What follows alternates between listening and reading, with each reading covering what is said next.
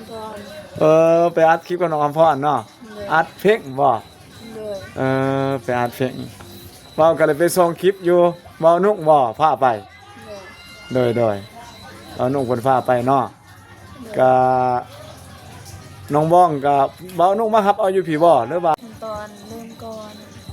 เริ่มก่อได้เนาะดังไฟเปิดขึ้นบ่ฮะจ้ะแม่เอาเบิ่งน่ะสิลองเปิดโอ้โธ่แม่นยังน่ะแกงใส่เนื้อหมูบ่หรือไก่ว่าใส่ผักกระดูกหมูลายแล้วก็มีความสุขลายก็บอกว่าบ่คิดลายบ่กังวลว่า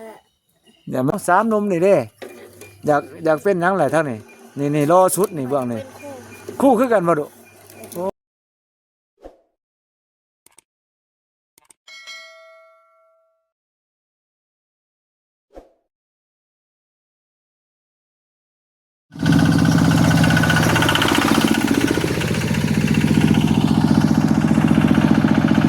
ไปแล้วพุ่น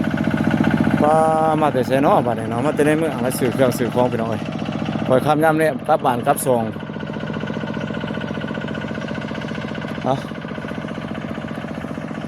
พาพี่พ่อน้องย่างลินจักหน่อยพี่น้องเอ้ยบรรยากาศคอยคำลุ่งแดงเพิ่นเบิกที่ดินใหม่เกมเฮ็ดอุกสร้างบ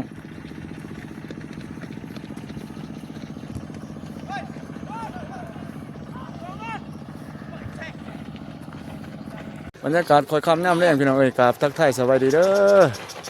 พ่อแม่พี่น้องที่เคารพรักวัดสุขุสุคนบรรยากาศคอยคำน้ำแรงพี่น้องเอ้ยมื้อนี้ก็ตรงกับวันที่10กุมภาพันธ์ปี2025เวลาก็4:40 น.พี่น้องเอ้ยสิพาพี่น้องเริ่มชมบรรยากาศพี่น้องเลาะตามระแวกบ้านของบ่าวผู้บงเลยครับพี่น้องๆว่าเพิ่นเฮ็ดกิจกรรมหยังแหน่พี่น้องเอ้ย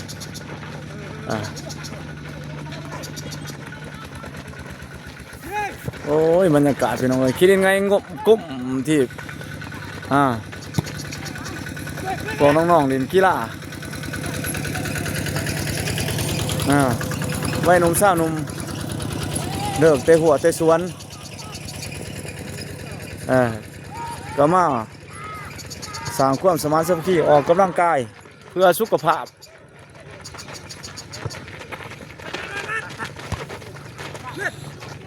ก็พอได้อาบน้ำแดงตอนเช้าก็ตื่นแต่เช้าพุ่นออกหัวออกสวนพี่น้องเอ้ยบ่เองก็บ่ผู้วงเองก็บ่ได้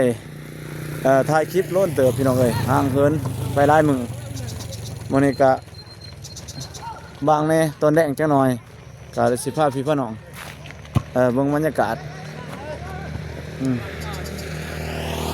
ก็เล่นก็กำลังสิรับตาพี่น้องโอ้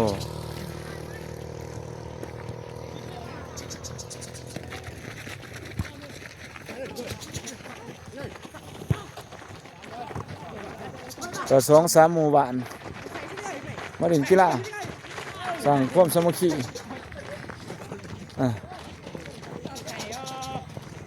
สนามฟุตบอลท้องถิ่นซุ่มซนพี่น้องเอ้ยบ้านห้วยดำไม้สนามนี่ก็แม่นมีทีมงานบ่าวเตียงทองมาเตะแล้วเคยมาเตะพี่น้องเอ้ยกับทีมงานสายบุญดาวไตอะไรกับมากระสมิตรสร้างมิตรภาพกับทีมงานเผากระตู้พี่น้องส่วนเผากระตู้เพิ่นทั้งครูอาจารย์เพิ่นก็ได้ความเบิกบานไปสมควรพี่น้องเอ้ยนี่แหละเดินนี่แหละพี่น้องเอ้ยทั้งหลังเดินก็มีผู้เขาอ้อมหอบไปพูนพี่น้องเอ้ยสายผู้โอ้อ้อมหอบไปสายผู้นี่ก็เป็นบริษัทหับซื้อกาแฟหมากแนง โ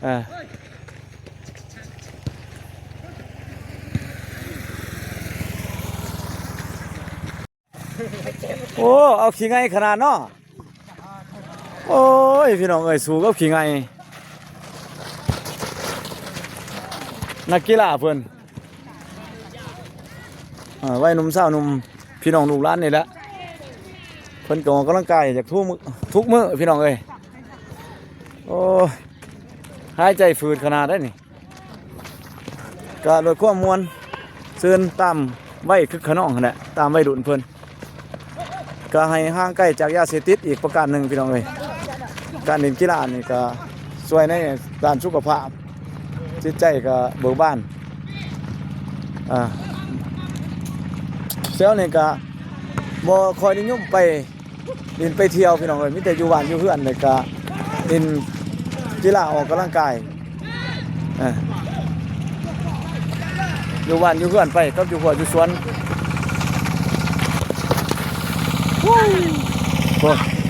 ปลากินดินพี่น้องไงกุ๊บรวมทีเอาอยู่ถ้าพี่กระเลินหนึ่งนี่กระเลินหนึ่ง2 เลินพี่น้องเลยพอได้เดินไป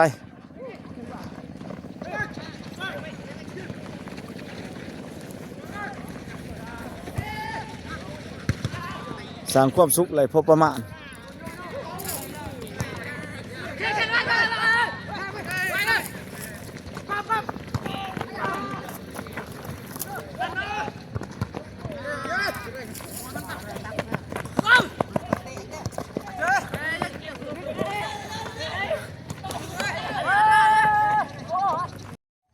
เอามาถ้าพี่ก็เดิน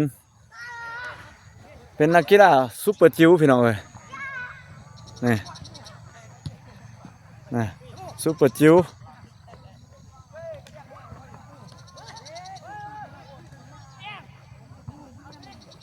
เพิ่นกลินรุ่นซุปเปอร์จิ๋วรุ่นโรงเรียนประถมเป็นประถมเบ้าเองก็เลยทายให้พี่น้องเลยเคยได้ทายให้พี่น้องได้เบิ่งมาแล้วเนาะตัวนี้เนาะโรงเรียนของน้องบ้องน้องก็เลยน้องอภรเคยเรียนอยู่นี่พี่น้องเอ้ยป.1 ฮอดป.3 โรงเรียนมูลละประถมบ้านอาหักใหม่พี่น้องเอ้ย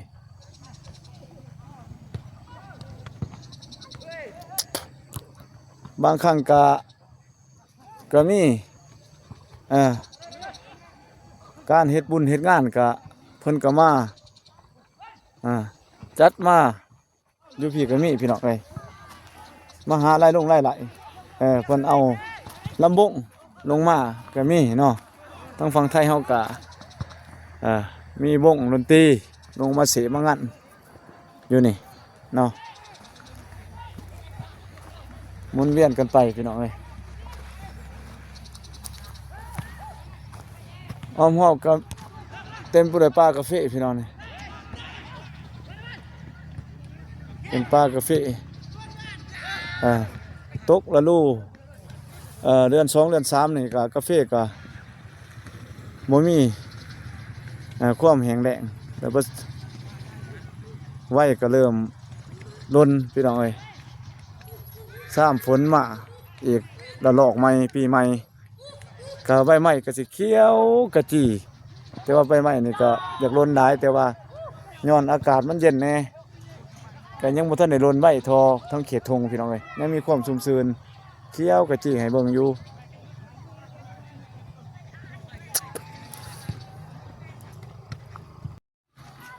ไม่ต้นไม้ใบหญ้าทิวทัศน์ธรรมศาสตร์นี่ก็ยังเขียวกระจีคือกับยังหดน้ำอยู่พี่น้องเอ้ยก็บ่ได้ใบเหลืองใบรนคือทั้งบ้านทั้งทงทั้งบ้านบ่าววงเองก็ใบรนและป่านให้พี่น้องเอ้ยเหลืองเขาเบิดบ่ว่ามันร้อนแล้วก็แห้งแล้งอยู่นี่ก็ยังมีความชุ่มชื้นอยู่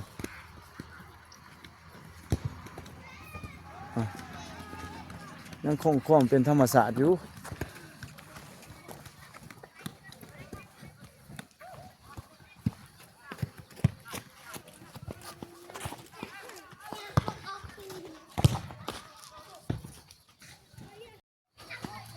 อ่ะว่าเองก็สิพาพี่พาน้องเลาะปล่อยคำย่ำแรงว่าพ่อแม่พี่น้องทั้งบ้านอาหังเพิ่นเฮ็ดหยังแหน่ปล่อยคำแรงว่าหมากอะโวคาโดบ่ดอกเต็มที่พี่น้องเอ้ยดอก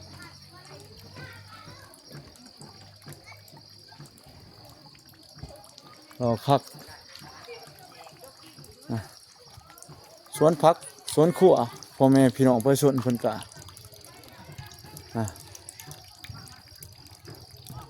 มีสวนผักแล้วก็มีทางเลาะตามนี่แหละสวนกาแฟนี่พี่น้องเอ้ย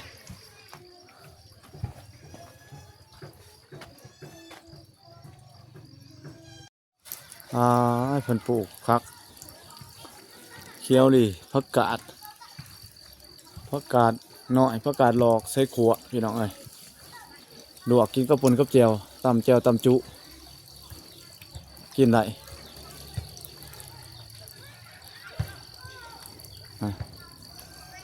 นี่ต้นมะม่วง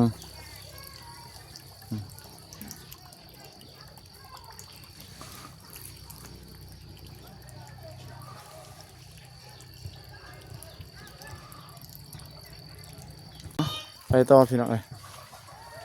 ต่อไป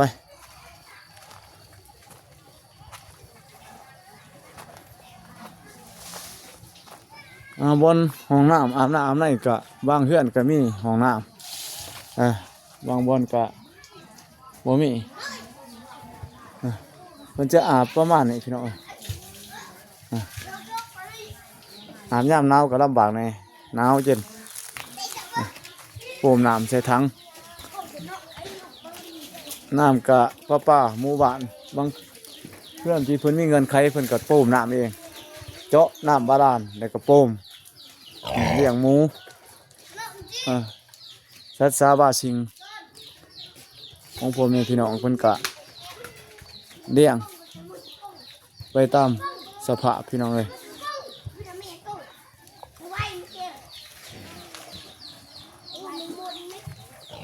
ลูกหลานเพิ่นก็ดินตามภาษา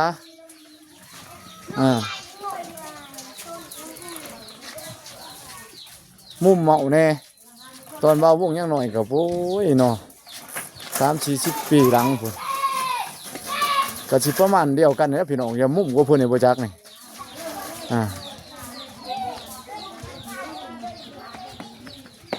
เดินไปตามภาษาเล็กหน่อยชนบทก็สิบ่มีก็จะแตกต่างกับผู้ที่เพิ่นอยู่วอนที่เจริญเนาะมีวิถีชีวิตที่แตกต่างออกไปแต่ว่าชนบทเฮาได้แล่นได้เลาะดินกินขนมจักก่อนหนึงนี่โอ้ยดีใจคักพี่น้องเอ้ยเป็นความสุขอีกแบบหนึงอีกซีกหนึงของมุมโดกเนาะพี่น้องเนาะมีความ กินอ้ายของความหลังเดิมในผู้แน่พี่น้องเอ้ยบุหนาการผู้แน่รักษาหีด12ของ14หีดนี้ของเจียงพี่น้องเอ้ยตั้งแต่ปูสังกษายาสังกสีผู้แน่มันสืบทอดกันมามีรถอีตอกเป็นรถคู่ใจออกทุ่งออกหัวออกสวนนี่เพิ่นนี่แหละโควตาไถนาเดินตามพี่น้องเอ้ย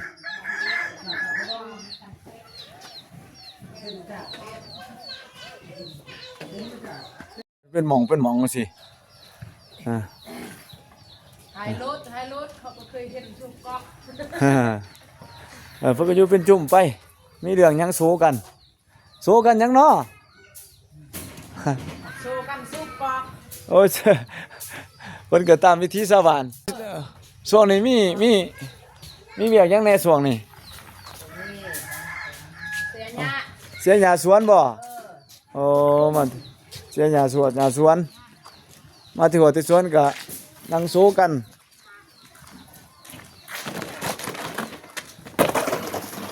ที่ช่องตอนก็ปะเห็น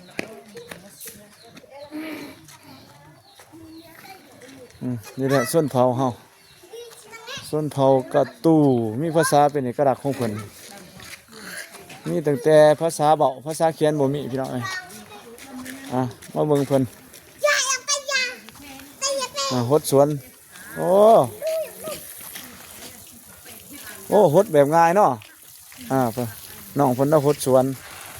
ปลูกหยังแหน่ล่ะสวนนี่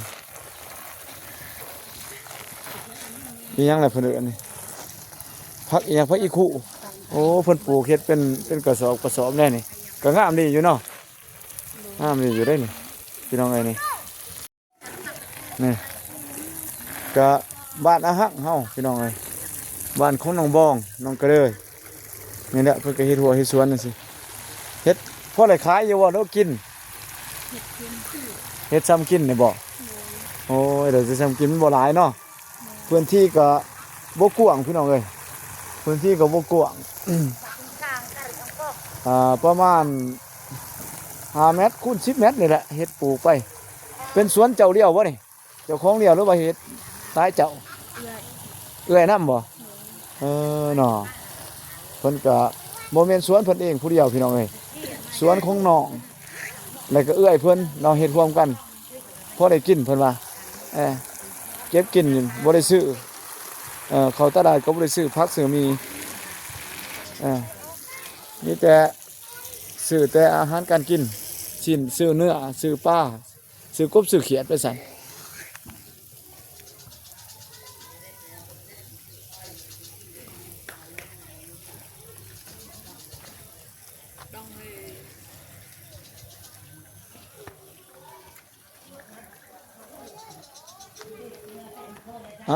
สิพาพี่พาน้องเลาะจักหน่อยมาซองมื้อนี่พี่น้องเอ้ยมีโอกาสได้มาซองวิถีชีวิตของพ่อแม่พี่น้องทางบ้านอาหังชนบทเฮาคือเก่าเราเองก็เข้ามาหลายเทื่อแหละแต่ว่าบ่ได้ถ่ายแบบซองชีวิตการเป็นอยู่ของเพิ่นเนาะว่าเพิ่นเฮ็ดหยังแต่ละครอบครัวแต่ละครัวเรือน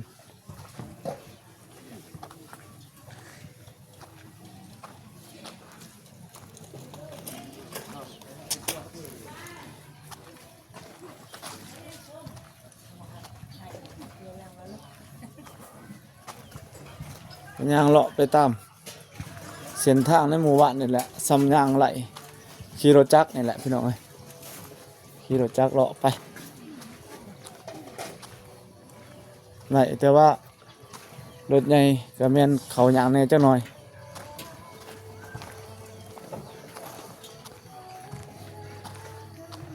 ก็จะเป็นสวนประจำทุกแต่ละครอบครัวก็มีสวนขนาดน้อยนี่ก็เป็นหมากเบอร์หมากอีหยังแหละทางฝั่งไทยเพิ่นเอิ้น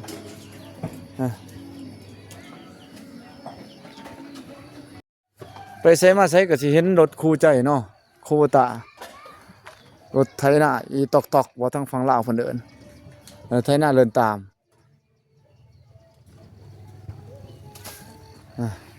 มีกาแฟอ้อมเหาะเป็นเอกลักษณ์ทั้งเขตท่าแตงลาวไต่โซโปโปลาวลาวไต่พี่น้องเอ้ยขี่จักรยานเลาะเรียบตามตอกซอกซอยแถวนี่ห้องหมู่บ้านนี่แหละบ่ได้ออกไปสู่เส้นทางใหญ่มีแต่ขี่รถเลาะดินน้ำหมู่บ้านเฮาเล็กน้อยเพิ่นก็ได้ลูกเล็กเล็กแดง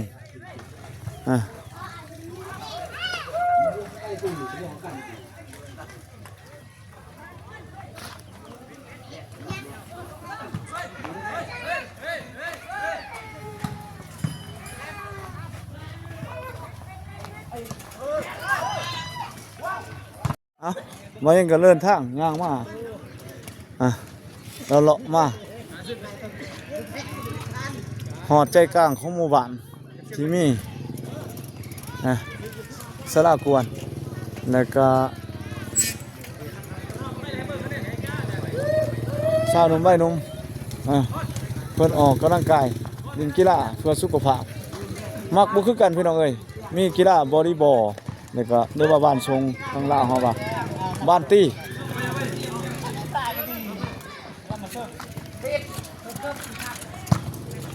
เอาเก๋อุ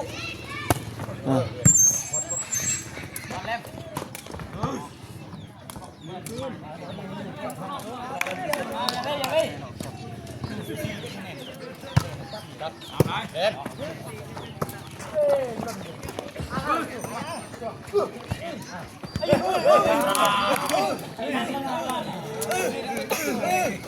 ่วยดิช่วย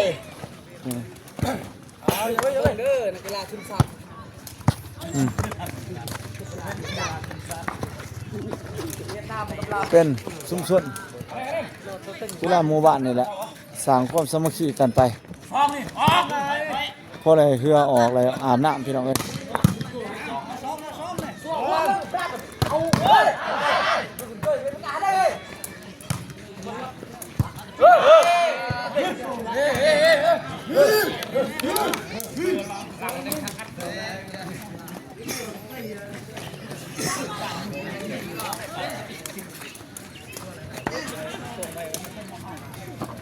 ท่านนี่ก็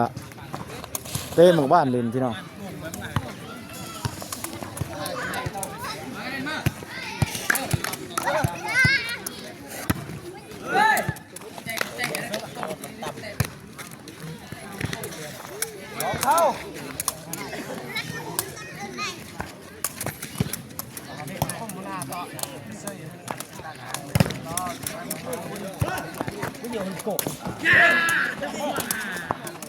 นี่กีฬาหมากตะเกาะ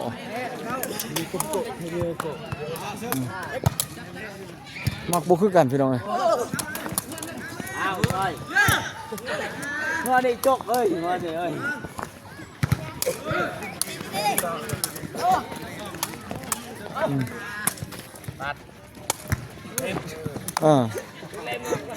โอ้กระสามิตกันระหว่างบ้านห้วยลำบ่บ้านห้วยลำก็บ้านอาหังบ่นี่โอ้เพิ่นมากระสามิตกันนี่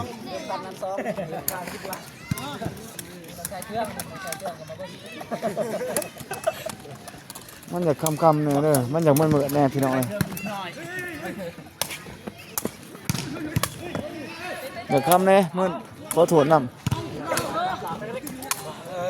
เตยนาเจาะนาหัวเอ้ยเราจับสามกัดตา คำหมื่นแหละพี่น้องเอ้ยยางมาหอดเพื่อนของหลวงบองไว้นี่แม่ โอ้มันจะเพื่อนป่ะแม่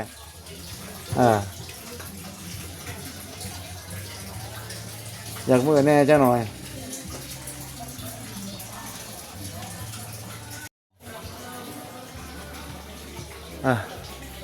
โอ้กระสิประมาณทิศ2 ทิศเลยพี่น้องให้บ่ได้ถ่ายคลิปหนองบองให้พี่ให้น้อง FC ของหนองบองในเคลื่อนครัวหลังเก่าหลังเดิมอีกเบาเองเนี่ยมาถ่ายกับหลายเถื่อในกับพ่อหน่วยทีมงานเคยมากินข้าวว่าซั่นซะกับทีมงานบ่เจ็บบ่ตุนหั่นแหละทีมงานเราไต่เฮาก็ได้มาเล่นทั้งเบากูแต่กับผู้อื่นเนาะ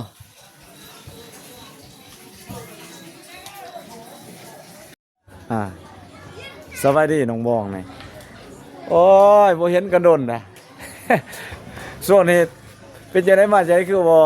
บ่ค่อยเห็นกันเนาะน้องบองก็ได้ไปบ่น่ะยังบ่ได้ไปน้องบองว่าส่วนนี้เบาตุนมาอยู่บ่มาถ่ายคลิปเอาเองก็บ่ได้ถ่ายคลิปล้นเติบน้องบองนี่ก็โหโมเมนต์จะเข้า2 ทิศแล้วบ่ได้มาถ่ายคลิปน้องบองเนาะล้นเติบได้ทีมงานไผไหนมาน้องบองไปมาถ่ายคลิปช่วงนี้มีแต่บ่ตูนบ่ ตูนหากำลังในวัน บ่แต่ก่อนบ่ได้ถ่ายเนาะเป็นหยังล่ะ คลำหั่นแหละ มิดอีติบัดนี้ แล้วมันยังค่าคารำนี่โอ้ยเว้ยพี่น้องเพิ่นก็มีหีดมีของเพิ่นนั่นแหละคารำเพิ่นว่าเพิ่นก็บ่สะดวกให้ถ่ายมันก็เป็นหีดเป็นของเนาะนั่นเนาะก็ให้เกียรติเคารพเพิ่นพี่น้องเอ้ยกันเพิ่นบ่อนุญาตให้ถ่ายเฮาก็บ่ได้มาเพราะว่ามันสิทั้งบ้านเด้เขาสิเว้าให้เนาะกินแต่ว่าข้าวน้ำถ้าป้าน้องบ่ น้องบ่คือว่าเห็นถ่ายตาสุดนี่แม่นคือว่าไปอัดคลิปบ่คือว่ามีดราม่าน้อยหนึ่งบ่ไปอัดอีหยังอัดเพลงบ่ โดยยุงกับ อัมพร ไปอัดคลิปกับน้องอำพรเนาะอัดเพลงบ่ เลย ไปอัดเพลงเว้าก็เลยไปส่งคลิปอยู่เว้านุ่งบ่พาไป เลย โดยเว้านุ่งเพิ่นพาไปเนาะก็น้องบ้องก็เว้านุ่งมารับเอาอยู่พี่บ่หรือว่าน้องบ้องไปกับน้องอำพรเอง ไปกับอัมพร น้องอำพรมาส่วนอันบ่ เลย ไปเป็นหมู่เนาะไปตลาดก็ไปนำกันประจำบ่กับน้องอำพรก็บ่ไปนำกันได้เด้อแม่นบ่น้องบ่ บางมื้อก็บ่ได้ไปนำกัน โดย บางมื้อที่น้องคาผู้เดียวเพิ่นไปแบบนี้ น้องอำพรก็เลยมื้อนั้นก็น้องบางก็เลยพากันไปแม่นบ่ เลย ไปก็บ่ได้กว้างบ่ไกลหรอกพี่น้องเอ้ยก็เมืองท่าแตงเพราะว่าเบิ่นเมืองท่าแตงก็เว้าเองยังบ่ทันฮู้เลยว่ามีห้องอัดอยู่หั่นเนาะพวกฮู้คือกันน่ะไป ยังบ่ทันฮู้คือการว่าเพิ่นมีห้องอัดแต่ก็เคยไปเพราะว่าเป็นเฮือนพี่น้อง โดยพี่น้องกันเนาะโดยพี่น้องเอ้ยก็ ของเฮือน บ่เองก็ฮู้จักฮักแพงกันอยู่พี่น้องเอ้ยกับครอบครัวกับพ่อใหญ่วิสันเนาะเพื่อนพี่น้องกันบ้านห้างก็อยากเบิดบ้านเนาะพี่น้องเพิ่นเนาะเพิ่นเป็นผู้รับผู้ใหญ่โดย เฮือนนางนี่เรียนเป็นพี่น้องแท้ๆเลย โดยพี่น้องแท้ๆพี่น้องเอ้ยพี่น้องของน้องบ้องเพราะว่ากับเพิ่นก็เฮ็ดเวียกบ่าววงเองก็อยู่ในของเวียดวงของข้าราชการพี่น้องเอ้ยเป็นลูกน้องเพิ่นแต่ก่อนเนาะเพิ่นก็เป็นคณะนับพี่น้องเอ้ยเป็นพนักงานการนับแต่ว่าเพิ่นได้บำนาญไปแล้วเป็นพี่น้องของน้องบ้องก็เป็นพี่น้องกันเนาะกับเฒ่าอิหยังบอมบ่บอมสวรรค์ บ่ได้รู้จักกับบบ่อมบ่ ป้อม บอมเนาะบอมสวรรค์บอมสวรรค์น่าสิเป็นพี่น้องกับลูกหลานของพ่อใหญ่วิสันอีกเนาะอีกสันหนึงทั้งเมียเพิ่นก็มี นอกก็รู้จักแต่กับทุกคนเนื้อที่ไหนก็ โดย กับความเห็นบ่ได้รู้จักกัน โดยก็เคยไปกินข้าวเช้าเพื่อนเพิ่นได้ด้วยบ่ เคย โดยเขาเป็นพี่น้องเนาะเพิ่นก็ยามบุญคือว่าเห็นเพิ่นมายามเพื่อนของบองอยู่เนาะ งามบุญกับน้องก็เคยทำใส่เพื่อนนั่นแหละเพื่อนมาเพื่อนลุง โดย เพ เพื่อน ราะว่าลุงนี่ก็บ่มีลูกบ่มีเด็บลูกสาวหั่นนะลูกสาวที่จะรับใส่แขกทุกปีเวลาบุญก็น้องรับใส่ โดยไปรับใส่เพิ่นก็พี่น้องก็สิเพิ่งเทื่อก็สิบ่เข้าใจเนาะเพิ่นบ่ฮู้ว่าเป็นพี่น้องเนาะ เนี่ย ก็บ่ได้แจ้งในคลิปว่าเป็นพี่น้องเนาะแต่ว่าก็มาแจ้งภายหลังเนาะก็บ่เป็นหยังหรอกเพราะว่าเพิ่นก็สิเข้าใจอยู่เพราะว่ามันก็น้องบ้องหมื้นั้นก็ไปมาหาสู่กันตลอดพ่อใหญ่เนาะมาพ่อใหญ่มีสันแล้วก็มาตลอดเนาะขออนุญาตอายเอ่ยนำเพิ่นพ่อใหญ่เพิ่นก็คนเบิ่นเมืองก็ฮู้จักเพราะเพิ่นเป็นการนำขันเมืองพี่น้องเอ้ยเพิ่นก็เป็นพี่น้องกับน้องบ้องหั่นแหละ ไปนั่งเพื่อน ก็ไปน้องบ้องก็สิประมาณนั้นน้องบ้องก็บ่มีหยังดอกพี่น้องเอ้ย แต่น้องบ้องก็ถือว่า ไปกับทีมงานหั่นแหละว่าเอานุ่งก็น่าเห็นใจเพิ่นอยู่เนาะก็ใครอยู่ FC ก็เพิ่นก็สิเข้าใจแล้วเนาะเพิ่นก็แก้ละมากันไปแล้วพี่น้องเอ้ยเว้าก็ได้ไปเบิ่งแต่คลิปแต่ว่าบ่ได้ไปร่วมงานนํพี่น้องเอ้ยเพราะเองก็มีแผนว่าสิเฮ็ดเพลงให้น้อง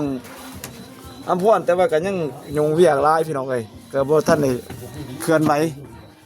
ก็มีแต่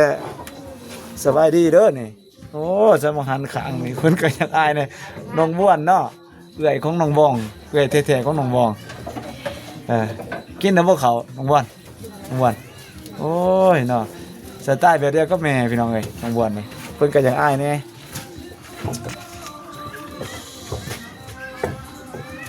โอ้ยเพิ่นก็คือว่ามีเพลงเนาะเพิ่นมีมานี่เป็นคือหนาวบ่น้องบองมานี่คือว่า คือใส่เสื้อหนาคักแท้น้องบอง ๆหนาวบ่แม่นนี่ บ่ธรรมดาว่าธรรมดาอากาศก็เป็นส่งๆมีลมแน่ น้องนอนแล้ว อ่า อากาศ บ่สบายบ่ หน่อยหนึง น้องบอง เวลาที่น้องนั่งแล้วก็น้องยืนเว็บคือเว็บมันมืดหนานะ โอ้ยน้องบองนี่เป็นวิทย์เนาะคือเอิ้นเนาะอยากวินหัวเนี่ยบ่ จนบ่ฮู้เป็นหยัง เล่มยังบ่เห็น ส่วนในสุขภาพน้องบ้องก็บ่ค่อยดีพี่น้อยก็อยากอันนี้น้อยหนึงเนาะอย่ามีอาการเป็นลิ้นเป็นเจ็บรวมเป็นไข้คือว่าอยากช่วงนี้อยากมีมันหาสุขภาพย้อนว่าน้องบ้องก็สิเฮ็ดเวียกหนักแน่หั่นแหละบ่ช่วงนี้ก็บ่ได้เฮ็ดเวียกนะ นักแต่ก่อนหน้านั้นพุ่นแหละแต่ว่าก็สิมันก็อาการมันก็เปลี่ยนแปลงเรื่อยๆเนาะบึดหนาวบึดร้อนพี่น้องเอ้ยเปลี่ยนแปลงอยู่ตลอดช่วงนี้ก็อยากอันนั้นแน่เด้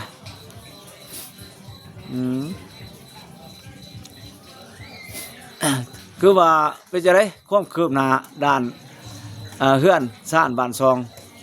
บ่ตูนน้องบ้องอัปเดตให้ฟังหน่อยจักหน่อยฮอดขั้นตอนได้เด้ พอขั้นตอนเริ่มก่อน เริ่มก่อเลยเนาะ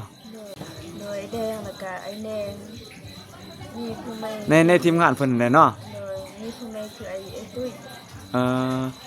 ว่าเองก็จักแดวเลยหรือบ่อีหยัง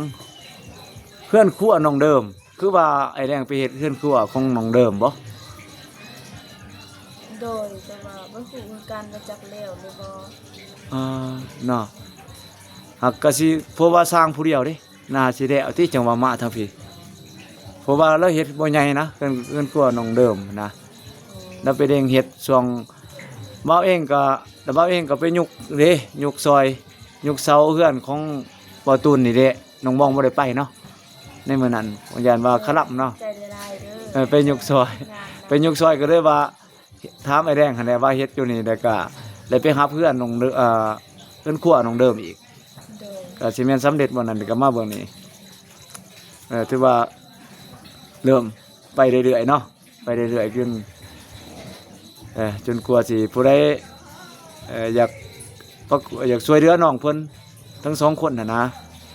โด อยากร่วมเฮ็ดบุญเนาะนำกันอยากช่วยเหลือหั่นแหละก็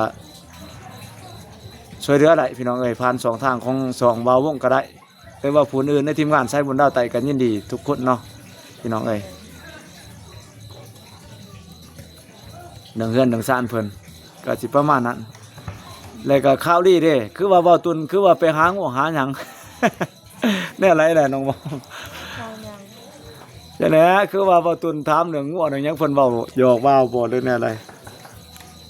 ก็ยังอันนั้นเนาะยังรอบางเฮือนซ่านบ้านซองนี่แหละพี่น้องเอ้ยว่ามันสิไปก็ดีแล้วที่ว่าอะไรเฮ็ดเริ่มเป็นต้นเป็นโตอะไรเด้เริ่มเป็นหูเป็นหางขึ้นมาว่าซั่นซะเพื่อนก็บ่ฮู้ว่าสิได้เอาไว้ได้ซาก็อิงตามงบบ่น้องว่า เลยตามเลย คือว่าได้งบอีหยังล่าสุดนี่แม่นอีหยังคือว่าได้มาเจาะน้ำบ่หรือแนวใดได้ยินบ่ตูนบ่ จอน้ เจาะน้ำอยู่บนปูเขื่อนใหม่นี่บ่น้องบ่แล้วสำเร็จบ่หรือแนวใด ำแล้ว ว่ายังประธานใส่อนาถทางเพ่งประธาน โอ้แท่งเนาะแท่งน้ำเนาะเฮาสิโปมน้ำขึ้นไปใส่แท่ง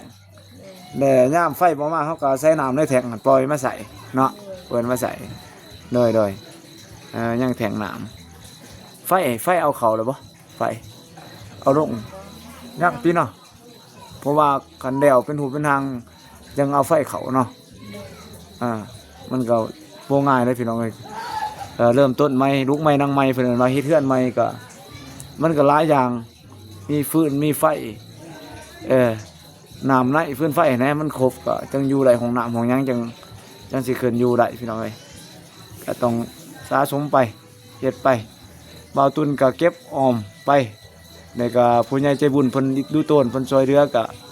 บวกใส่กันเนาะหลายทาง เลย 3-4เดือนพี่น้องเอ้ยก็โป้ยโธ่ก็ยิ้มได้แน่น้อยนึงแหละ บัดยังขั้นตอนตัดหลังนาสิคันพอมีงบก็ยันคันแล้วก่อนได้ตัดดังก่อนฤดูฝนก็สิแค่แน่นอนน่ะเนาะ เลย เพราะว่าฤดูฝนคันเฮาตัดดังแล้วนี่เฮาเฮ็ดเบื้องรุมนี่งานรุมมันก็สิแค่แน่ยามฝนเพราะมันกันฝนได้เด้เฮางานก็คอยเฮ็ดไป งานรุมนะงานตัวถึงกันยามฝนเฮ็ดบ่ไหลได้เฮ็ดยากฝนลงหำบ่ได้เฮ็ดเลยโจไปใส่ได้เพราะว่าบ้านเฮาก็ฝนหลายเนาะ เลย ขนอนฤดูฝนพี่น้องเอ้ยทั้งเมืองท่าแต่ง เขตหนาวนี่ตกตลอดเขตลงนี่เนาะยักทุกมื้อเลยพี่น้องเอ้ยบ้า2-3มื้อเท่านั้นอย่างบ้าอันนั้นก็ตกได้นิดตกได้นิดนำเขามีแต่เกี่ยมเฮ็ดให้เฮ็ดสวนหั่นแหละเฮ็ดให้เสนาได้บาดนี่ถ้าว่าฮอดฤดูมันเป็นจังซั่น ย่างบ่หรือว่าขี่รถจักร ย่างมาแต่บ้าน ย่างมาแต่ค่อยๆย่างมานั่นเลยน้องบอกก็บ่เห็นดนหั่นแหละพี่น้องเอ้ยก็เลยคิดฮอดกันเลยอยากมาถาม ว่าเป็นจังไดมาจังไดล่ะคือบ่เห็นน้องบอกไปเลาะแถวนั้นย่างไปซื้อของอยู่ของกินทั้งหารทั้งเมืองนอกพุ่น ย่าง ไปกินสมกินแซวแต่ก่อนคือว่าน้องบอกไปเห็นผ่าน น้องก็แบบว่าบ่มีหมู่ยามค่ำคืนน้องก็บ่มักเลาะอีกนะ บ่ว่าดังกลางเว้นนี่แหละซ้ำกลางเว้นบ่ว่าดอกกลางคืน คือกันคัน ว่า บ่มีหมู่ไปนํก็ผู้เดียวน้องบ่อยากไป โดยแล้วว่าน้องก็เลยน้องอำเพาะเด้มัก แต่ว่าน้องก็เด้ยหันเกือบทุกมื้อตามที่น้องเบิ่ง เห็นน้องผ่านอยู่ไปกินสมกลางเว้นนั่นเห็นได้อยู่เลยมักไปเลาะกินสมมันแหละ แม่นตอนกลางคืนก็น้องก็ช่วงที่คลำหันน้องก็ได้ไปซ่องเทื่อกับอำพรนี่แหละด้วยเพราะน้องก็เด้ยเพิ่นเกือบทุกมื้อเลย มากินสมเนาะ โดยเพิ่นมั กินสมกินมีกินเฝอ เปียกนี่แหละ โดย น้องก็ถามว่าไปทุกมื้อเลยบ่เพิ่นก็ตอบว่าแม่น ไม่ยาก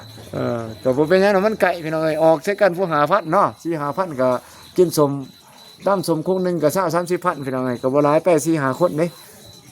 ก็แซ่ใส่กัน น้องก็ได้ไปก็ไปเป็นกลุ่มเพิ่นมีหมู่เด้ โดยแม่นเห็นอยู่เห็นน้องก็เลยแล้วผ่านเฮือนไปทั้งพุ่นใกล้ๆในเฮือนว่าวงหั่นก็มีหาดตำสมเห็นมีเฮ็ดเฟออยู่หั่นก็ไปย่างเลาะกันมันก็อยู่เฮือนนั้นมันก็เครียดคือกันเด้เนาะมันก็พรคลายไปหั่นแหละไปย่างดินน้ำหมู่ส่วนก็ไปบ่แม่นว่าสิไปทั้งอื่นดอกพี่น้องเอ้ยไปดินไปเที่ยวทั้งอื่นบ่แม่นเฮา ไปกินตาม กินตำสมกินเฟอนี่นะกินมีธรรมดานี่แหละพี่น้อง อยากชาวไทยก็กินก๋วยเตี๋ยว ก๋วยเตี๋ยวเนาะต้องพี่น้องไทยส่วนนี้ FC เพิ่นเป็นจะได้ FC ไปส่งคอมเมนต์ FC ก็เลยโทรเลยมาดินบ่ผู้ใหญ่ใจดีใจบุญเพิ่น โดยกันคือเก่า เพิ่นก็มาให้กำลังใจอยู่บ่ คุยกันอยู่ โดยเพิ่นก็มาให้กำลังใจเรื่อยๆเนาะ โดย โดยมองส่วนนี้ก็มีกำลังใจดีอยู่พี่น้องเอ้ยบ่าวตุนก็เพิ่นก็วิทย์คารับเพิ่นก็มาเยี่ยมมายามกัน มื้อนี้ก็บ่ได้ไปหากัน บ่ได้ไปบ่ เพราะว่าน้องรวม โดย ตั้งแต่อายุ15ปีขึ้นไป โอ้ร่วมแน่ไรล่ะ รวมแบบว่าตอนบัตร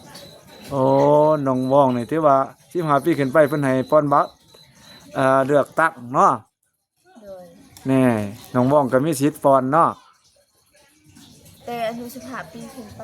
โดยเบิดทุกคนแม่นบ่ โดย ตัวนี้ก็ ก็เลยบ่ได้ไปกับไอ้ตูนเพิ่นน้องก็ได้โทรบอกเนาะ โดยเพราะว่าพี่น้องเอ้ยช่วงนี้ก็เบาเองก็อยู่ในคณะกรรมการการเลือกตั้งของเคินว่าสมาชิกสภาแห่งชาติกับสมาชิกสภาประชาชนแข็งเบาเองถืออยู่เขต4พูนบ้านหัวซีโรนพูนแต่ว่าเริ่มเลือกตั้งในวันที่22พี่น้องเอ้ยก็น้องบ้องก็สิได้เลือกตั้งเพิ่นก็สิมาพี่แหละ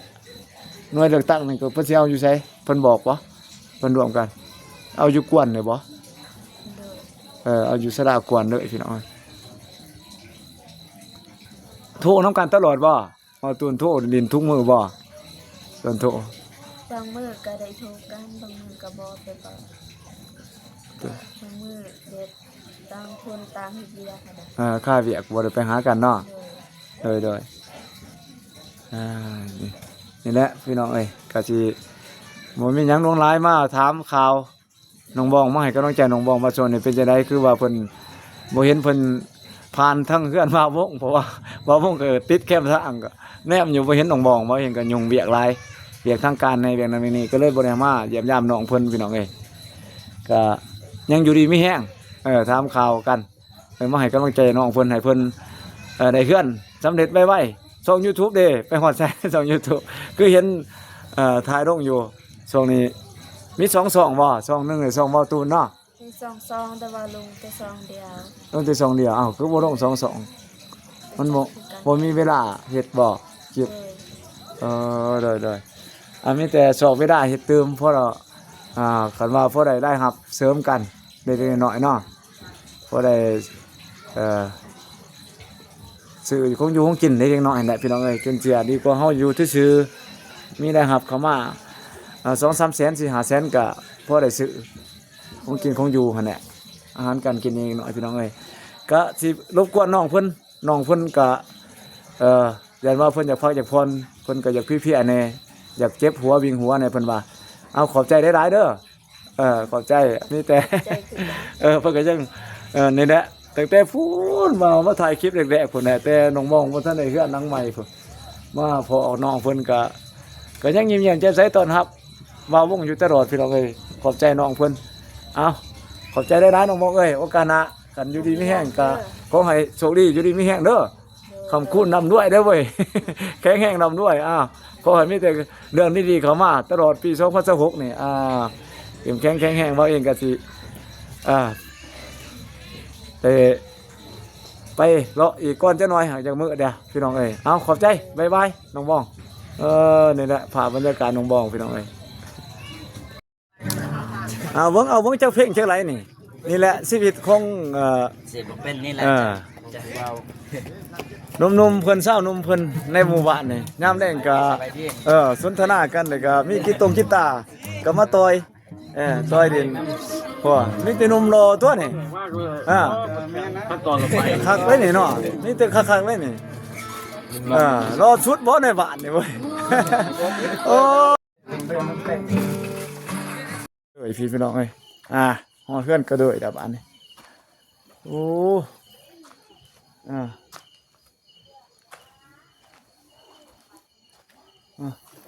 ก็เลยอยู่บ่บ้านนี่ก็เลยอยู่เทึงเฮือนบ่ก็เลยโอ้เฮ็ดหยังไงกินข้าวแรงแก้ง่ายดอกบ่พี่สบายดีพี่พ่อของน้องก็เลยโอ้ยพี่คักแท้เว้ยบรรยากาศทั้งพี่อบอุ่นพ่อลูกก็คุมกี่ไฟคักแท้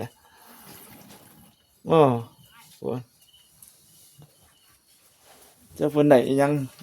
ได้หยังแหละหมอได้หมอฮะ พัก ลวกผักบ่โอ้คือได้ฟื้นใหญ่แท้อุ่นดีอย่างหนาวๆนี่พี่น้องเอ้ยว่าเอาเองมาก็หนาวคักจังได๋เด้อเท่านี้จนว่าเรียนหนังสืออยู่บ่นี่หลานนี่2คนนี่ไผเป็นอ้ายเป็นน้องนี่ ให้เป็นไอ้ โอ้เราว่าจะเป็นอ้ายบ่แม่นเนาะหาใกล้เคียงกันเนาะบ่แม่นฝาแฝดซะแล้วบ่คือว่า บ่ ใกล้เคียงกัน เป็นจังได๋คนเขาตา เป็นก็ไล่ปีกันบ่จักปีผู้นี้จักปี 14 โอ้14ปีเนาะเจ้าได้13บ่ล่ะ11ปีเดินกัน2ปีเนาะ3ปีนี่แหละยามแรงมากกับพี่น้องเอ้ยยามแรงก็แต่งอยู่ครัวกินคิงฟืนคิงไฟจังซี่แหละนี่ลังไฟเปิดขึ้นบ่ฮะจ้ะนี่เบิ่งน่ะสิลองเปิดโอ้โธ่แม่นยังน่ะแกงใส่เนื้อหมูบ่หรือไก่ ว่า ใส่ผัก กระดูก กระดูกหมู เลย กระดูกหมูกระดูกไก่เนาะดีเด้คักเลยนี่คืออันยังนี่แกงบ่ได้แม่นหยังต้มหรือแกง แกง โอ้ยนั่งสิขอมบ่จ้ะเนาะบ่ละเขาทาได้แบบสิขอมเลยเว้ยเอ้านี่แหละอาหารแดงคักบ่ซ้ำนี่แซ่บบ่ล่ะซ้ำนี่สุดยอดเนาะแซ่บบ่ดาว่าซื้อหยังได้บ่นี่ เบย โอ้ทาเบยนี่เด้ซื้อหยังล่ะเสื้อไอ้บ่ถ้าวุ้นเสื้อไอ้เนาะถ้าวุ้นเสื้อก็แต่ทาเบยโอ้จะมาซื้อเถอะเว้ยคนก็ดออยู่เนาะเฮียนอันบ้านเฮานี่ติบ้านเฮานี่เนาะเขาเฮียนเนาะ แมน คู่หยังคู่จ้ะลูก คำปุย คำปุ๋ยบ่จักคนนี่คู่ในโรงเรียน ซอง อง สองไผแหน่มีคำป่วยกับ ขมือด โอ้มีแต่คำเนาะโอ้มีแต่คนมีเงินได้คำเนาะมีแต่คำ เออเนาะคำป่วยกับอาจารย์คำเหมือนพ่อคำเหมือนท่านบ่โอ้พ่อคำเหมือนเพิ่นคักแล้วพี่น้องเอ้ยนี่คำป่วยอยู่บ้านเฮาบ่อาจารย์คำป่วยหรือว่าเป็นบ้าน บ้านนันสา โอ้อยู่บ้านโนนสะเนาะ เออ โอ้บ้านของเพิ่นนั่นอยู่บ้านโนนสะแต่เพิ่นมาสอนอยู่พี่เนาะ โดย ก็ใกล้กันนี่นี่พ่อของน้องก็เลยนี่แหละเพิ่นก็แต่งกินให้ลูกให้หลานกินกาเกียมกินข้าวแดงแกงง่ายพี่น้องเอ้ยมีหยังก็กินมีหยังน่ะเป็นกระสอบสวัสดีแน่ก็เลยมาได้โอ้สวัสดีก็เลยโอ้ก็เลยนี่บ่เห็นนนเนาะ โดย ก็หลายมื้อเติบเห็นแต่ล่าสุดแม่นน้องก็เลยไปกินตับสมเนาะ พอกันโดยๆโอ้ยบ่เห็นกันดนเนาะ ใหญ่ขึ้นนับมื้อน่ะบ้านนี้น้องก็เลยว่ามันเป็นจังได๋เนาะคือว่ามันอยากแจ้งบ่ได้แนวใดมันอยากเดือมโพดบ่แนวใดพี่น้องเอ้ยอยากเดือมๆแน่หรือว่าเป็นน้ำกรองบ่วงบ่อยากได้คุณภาพปานใด เออมึงก่อนมีแต่จังซี่แหละใช้ชีวิตแบบบ้านๆเฮานี่แหละเนาะ โดย มีความสุขดีเว้ยมีหยังได้เฮ็ดบัดนี้ช่วงนี้เอาเบิ่ง เสียงาน มีแต่งานเสียหยาบ่งานช่วงนี้นาง โดย ผู้นี่บ่ผู้โตสวนกาแฟนี่บ่ โดย เสียของตัวเองหรือไปรับจ้าง ของตัวเอง น้องของ น้ำมันยาก เนยเป็นของเจ้าของเองเนาะ โดย โอ้น้องก็เลยว่าไปเสียหยาอยู่ผู้มันเป็นยังไงจังหวะยาก น้ำมันเตือนมันขึ้นมันเป็น มันใกล้บ่ โดยมันเลยซ่า ใกล้เลยก็มันสั่นแฮงบ่มันเนินบ่ โดย มันสั่นขึ้นสูงเพิ่นว่าน้องก็เลยว่ามันยากๆแน่คอยมันเฮ็ดได้มื้อละน้อยบ่ โดย โอ้ซ้ำแล้วก็สมควรเนาะอดทนสู้เอาหั่นแหละกันเฮาได้ขับพ้นนี่ก็ห่วยได้เงินได้กาแฟเป็นราคาดีเด้ก็เลย โดย เออ แต่กากาแฟใต้เลยหอน รายใต้ร้ายบ่ โดยกระต่ายหมดเลยมีแต่ย่างกระต้มนี่อันนี้ เออ ดินก็แข็งแนวดินมันแข็งแล้วมันก็หอนนำได้หมด ตายปลูกใหม่อีกเนาะ โดยว่าสิปลูกไม่นะ ปลูกใหม่โดยก็น้องก็เลยก็เฮ็ดหัวเฮ็ดสวนสู่ต่อไปหั่นแหละพี่น้องเอ้ยเพราะว่าเพิ่นก็ได้มีบุญเพิ่นก็สมควรได้พี่น้องเอ้ยบุญหลายสมควรน้องก็เลยก็เพิ่นก็พี่น้อง FC ฮักแพงเพิ่นพ่อแม่พี่น้องเพิ่นสิบุญนั่นแหละช่วยเหลือจนเพิ่นได้เฮือนในห้องน้ำใหม่ก็ถือว่าน้องก็เลยก็เพิ่นก็มีบุญหลายสมควรพี่น้องเอ้ยบุญของน้องเพิ่นก็มีแต่สู้ด้วยตัวเองบัดนี้ต่อไปพี่น้องเอ้ยใช้ชีวิตต่อไปเพราะว่าการช่วยเหลือมันก็เพิ่นก็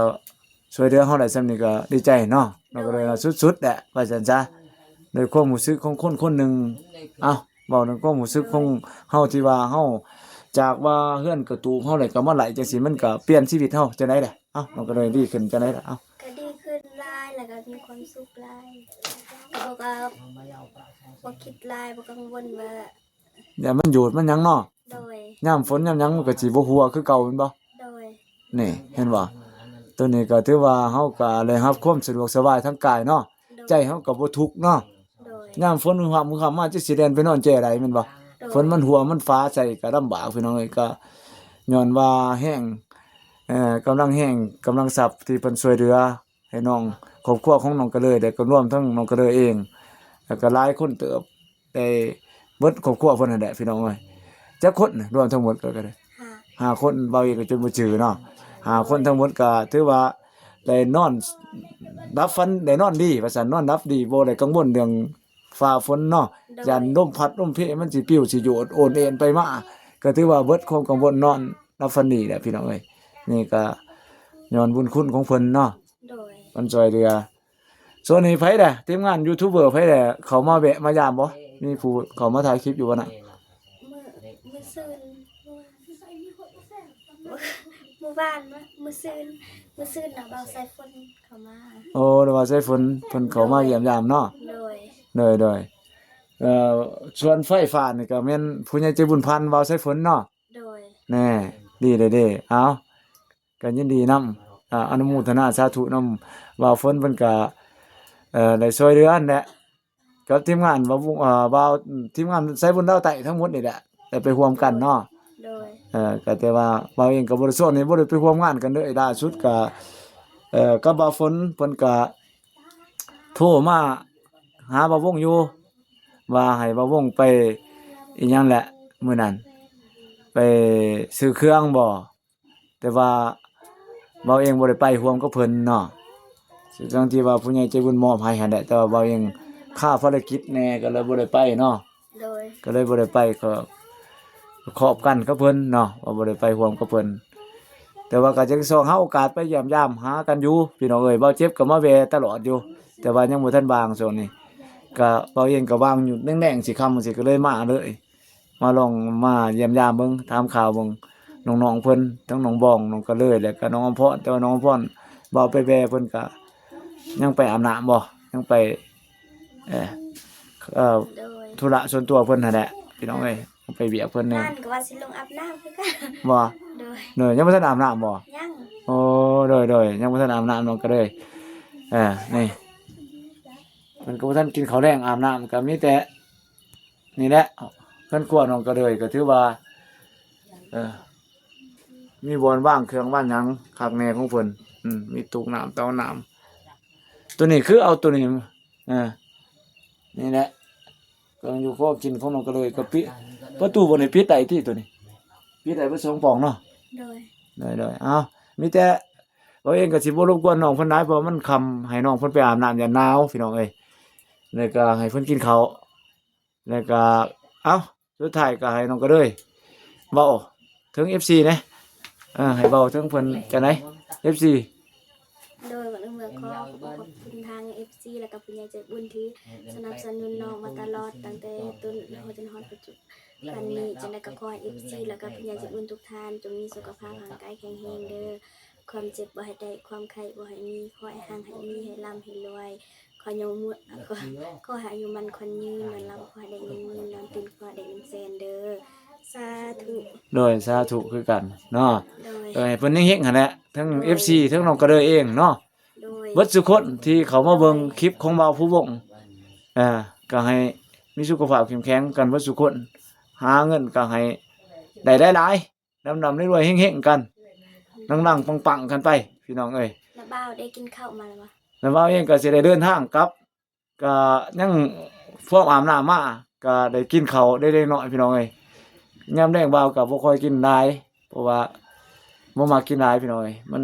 นอนบ่อยากสะดวกปานใด กินข้าวหลายก็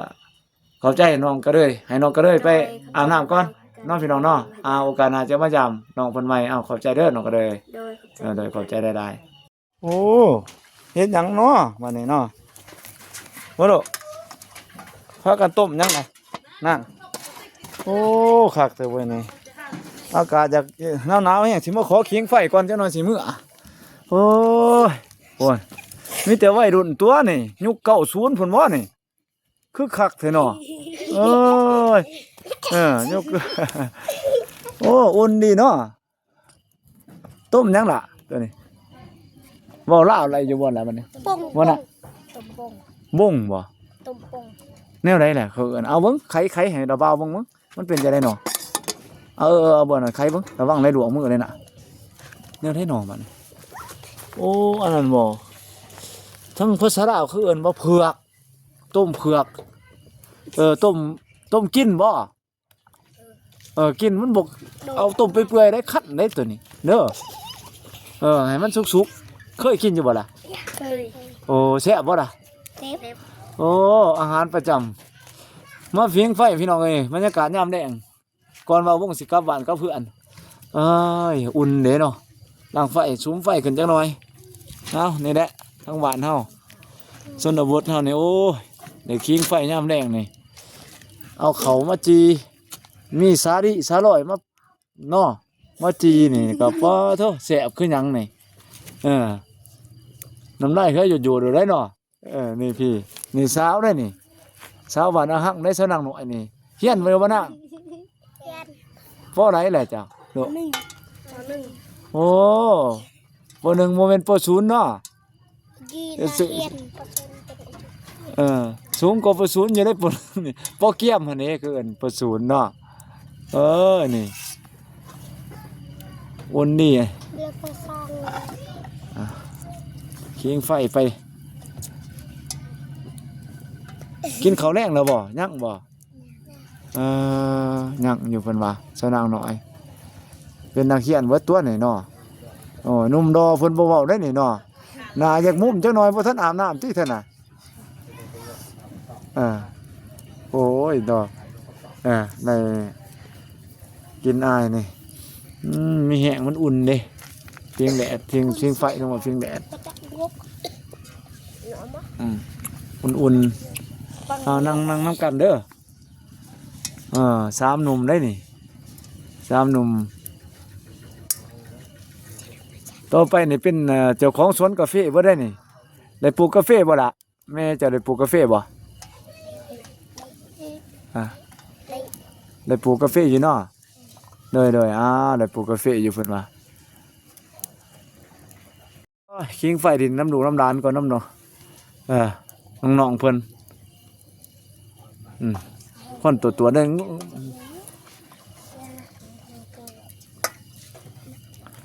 ใหญ่ขึ้นอยากเป็นหยังถามหน่อยขอถามหน่อยว่าเว้าภาษาลาวไหลเบิดบ่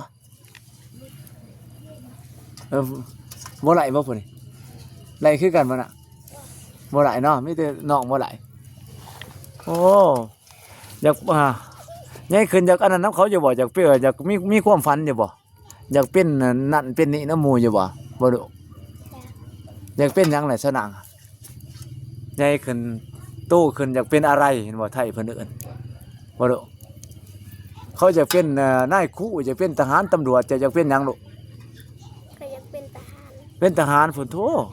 ทหารผู้หญิงบ่คักติบ่คือบ่เป็นนางบอกนางแบบไปซั่นบ่มักบ่ หรือว่าเป็นพยาบาลเป็นแพทย์ก็บ่มักบ่ลูกโอ้เพิ่นอยากเป็นทหารจังได๋จังอยากเป็นทหารเอ้ามันเป็นแนวใดในความคิดว่ามันดีจังได๋ทหาร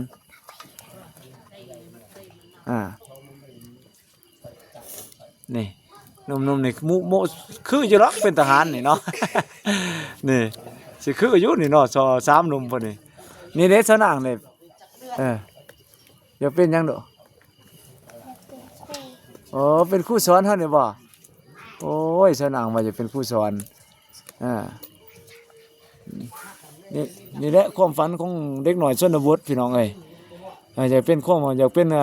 เป็นทหารน้องผู้นี้อยากเป็นทหารชื่อหยังดอกชื่อเรื่องนี่ รุ่นทาน างสุนทะบ่ดอก รุ่นทา รุ่นท่าปออะไรดอก ปหนึ่ง ป.1บ่โดยนางรุ่นท่าอยากเป็นทหารเนาะเติบโตไปอยากเป็นทหารพี่น้องเอ้ยแต่ว่าเป็นความฝันของน้องเพิ่นในชนบทเนาะเอ้าน้องผู้เสือบัวนี่น้องซื้อหยังดอก สะใจ สะใจบ่ผู้ซื้อสีบัวนี่สะใจผู้นี้ซื้อนุ่นท่าสะใจอยากเป็นนายครูพี่น้องเอ้ยอยากเป็นครูพอได้พาลูกศิษย์เนาะสอนอยากสอนเด็กน้อยในชนบทมีความรู้เป็นความฝันดีเด้พี่น้องเอ้ยเป็นแนวคิดที่ค่อนข้างดีเด้เพราะว่าครูเขาเป็นครูเป็นผู้สร้างคนเนาะให้มีความรู้เด้ครูสร้างคนก็จังสร้างศาสตร์ได้เด้คนมีความรู้ความสามารถก็สร้างการพัฒนาได้พี่น้องเอ้ยเอา3 หนุ่มนี่เด้อยากเป็นหยังไงเท่านี่รอชุดนี่เบื้องนี่คู่คือกันบ่ดุโอ้เพิ่นอยากเป็นคู่คือกันเอานี่เด้ผู้ทั้งกลางอยากเป็นหยังซื้อหยังดุแนะนำตัวเบิ่งผู้นี่ซื้อหยังนี่เท่า10บ่เท่า4 ฟุต 4 ฟุตโดย4 ฟุตจะเป็นคู่ผู้นั้นเด้ซื้อหยังดุผู้อยู่กับทั้งกลางนี่โซน ผู้ของนี่บ่ซื้อเท่าสดบ่ ทางโซนทางโซนทางโซน ท้องศูนย์บ่ ทางโซน ท้องโซน เมน โอ้ท้องคือบ่เห็นโซนคือท้องโซนกินหนูบ่จัก จักซื้อท้องโซนกินหนูบ่ดุ บ่แม่น อยากเป็นมีความฝันอยากเป็นหยังนะอนาคตดุ โซนอยาก เป็นทหาร ทหารคือกันสิได้จับปืนได้ทหารนี่ว้ายป้องกันประเทศได้ทหารนี่ บ่ย้านบ่ล่ะ รับใส่ศาสตร์เด้เนาะทหารก็รับใส่ศาสตร์คือกันพี่น้องเอ้ยเออ ตำรวจบ่ ทหารมันก็มีอาชีพต่างๆเนาะทหารโอ้ยเนาะ ตำรวจ นี่เด็กน้อยผู้หนึงมีความฝันผู้หนึงพี่น้องเอ้ยอยากมีผู้หนึงอยากเป็นครู ปอปัน แต่ก็เท่าศูนย์นี่อยากเป็นทหารพี่น้องเอ้ยมีผู้ทางกลางเด้ชื่อหยังลูก ทหาร อยากเป็นทหารคือกันอีกเนาะโอ้อยากเป็นทหารเป็นหัวของศาสตร์ได้พี่น้องเอ้ยเป็นทหารสามหนุ่มนี่ซื้อหยังผู้ทางกลางนี่ดอก คำคุณ ท้องคูณบ่ คำคุณ โอ้ซื้อคำคูณได้พี่น้องเอ้ยซื้อมวนคักได้พี่น้องเอ้ยซื้อเท้าคำคูณนี่อ้าวพนน้องๆเพิ่นเอามือลงมือหนังสีไทยหุอ่ะแน่มึงก่อนได้ดูเด้อ กี่กล้อง นี่สามหนุ่มแน่มึงก่อนได้ดูเด้อมึงเอา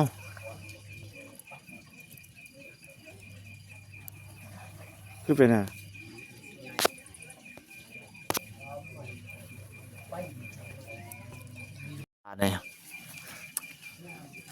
ไปใส่แล้วเท้ามานี่โอ้ถือโคมยางโลวันแน่สุขภาพใช้รถยาอยู่ใส่แล้วเท้าไปสุขสระเพิ่นบ่เอามีแต่คิงไฟน้ำน้องๆเพิ่นได้กะจีได้กลับลาพี่ลาน้องกลับสุกแล้วบ่จักหันไข่ขึ้นบ่หันสุกแล้วบ่ตุปลาหมงมึก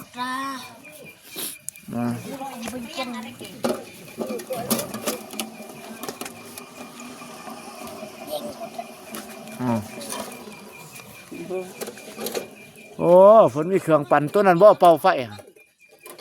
โอ้เครื่องเป่าไฟคือคักแต่เนาะขอบใจเด้อบัดนี้เด้อโดยขอบใจได้หลายบายไปขอบใจเด้อขอบใจเด้อโอ้สามหนุ่มอนาคตของศาสตร์ได้พี่น้องเอ้ยผู้อยากเป็นครูแน่เป็นทหารแน่ขอบใจเพิ่นบายบัดนี้บายโอ้โทษเพิ่นเฮ็ดควันคักแท้เว้ยไปก่อนพี่น้องเอ้ยสิว่าเองก็สิกลับบ้านกลับซองขอมุกขอบใจ FC เบิร์ดสุภสุคนที่เขามาเบิ่งมาชมคลิปของบ่าวผู้วงแต่ต้นจนจบพี่น้องเอ้ยก็ขอให้ทุกคนมีสุขภาพร่างกายแข็งแรงร่ำรวยเป็นเศรษฐีเงินไหลน่องทองไหลมาเงินบาทเต็มกระตาพี่น้องเอ้ยเงินดอลลาร์หาบเอาพี่น้องเอ้ยเต็มกระตาเต็มธนาคารเต็มบ้านเต็มซองเป็นเศรษฐีมหาเศรษฐีกันเบิดสุขสุคนบ่าวเองก็สิลาพี่ลาน้องไปก็ผ่านบรรยากาศค่ำเหมือนปิงไฟยามแรงอาบน้ำกินข้าวแล้วก็ปิงไฟจังน้อยซ้ำเลยเขาอยู่เขานอนพี่น้องเอ้ยตามภาษาชนบทกันไปก็คือเห็นแต่สมัยบ่าววงยังน้อยผุนก็คิงไฟจังซี่แหละพี่น้องเอ้ยอยู่ชนบทเฮาบ่มีหยังหลายคำก่อยคำยามแรงเลยก็คิงไฟอยู่กันโดยธรรมศาสตร์อยู่กันฮักแพงกันมีความสุขพี่น้องเอ้ยเอาบายไปก่อนมานี่ลาพี่ลาน้องไปก่อนเด้อ FC เอ้ยบาย